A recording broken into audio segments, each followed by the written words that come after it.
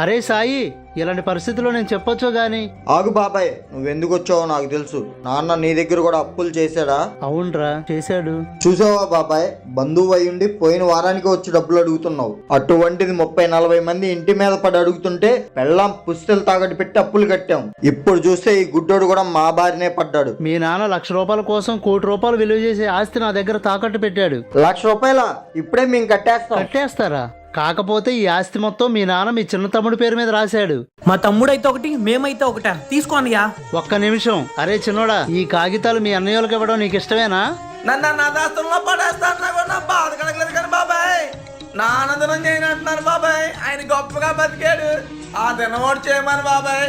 మా అన్నయ్య వాళ్ళ కంటే నాకు ఏ ఆస్తులు అంతస్తులు ఎక్కువ కాదు బాబాయ్, వాళ్ళకే ఇచ్చేయండి.